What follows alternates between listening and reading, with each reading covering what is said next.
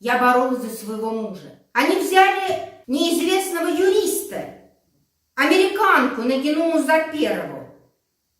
Нагина, ты уверена, что он коррупционер, и он брал взятки? А ты будь не уверена, ты предъяви факты и доказательства своих обвинений, будущий генеральный прокурор.